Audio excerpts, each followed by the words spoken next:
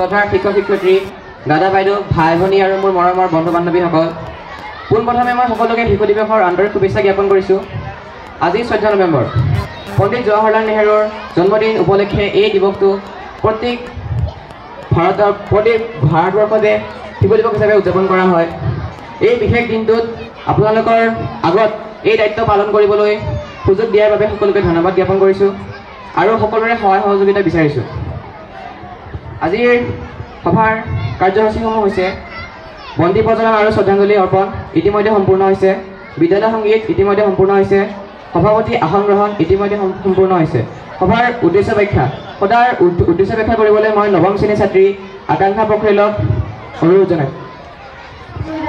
বিদ্যালয়ৰ অধ্যক্ষ মহোদয় প্ৰমুখ্যে সকলো শিক্ষক শিক্ষয়িত্ৰীবৃন্দ, দাদা বাইদেউ, ভণ্টি ভাইটি, সহপাঠীসকল আৰু অভিভাৱক অভিভাৱিকাসকল, আমি জানো যে আজি 14 নৱেম্বৰ আমাৰ ভাৰতবৰ্ষৰ প্ৰথমগৰাকী প্ৰধানমন্ত্ৰী পণ্ডিত জৱাহৰলাল নেহৰুৰ আজি জন্মতিথি।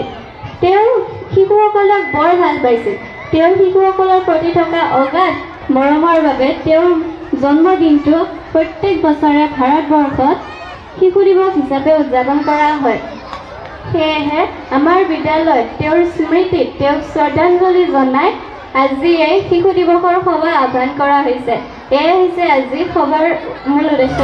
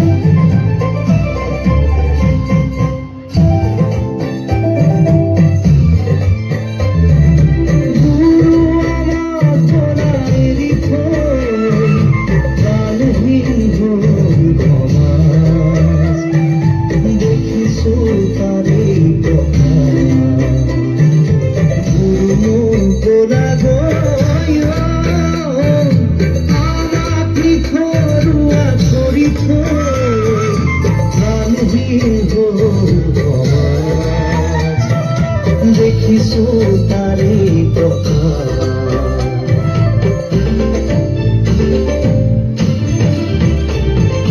তুমি গঢ়ি যোৱা খাতাম পুৰুষীয়া একতাৰ যিডাল নাজৰি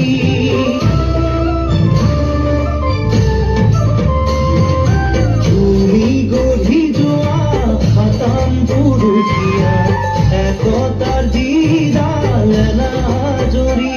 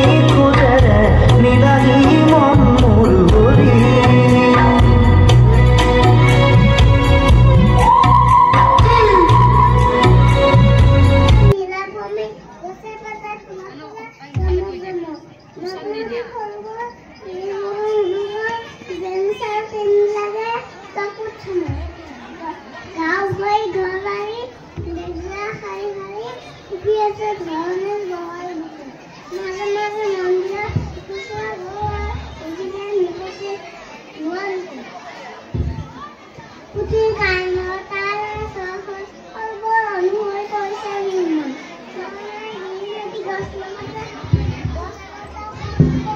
পৃথিৱীৰ সুন্দৰ ৰঙালী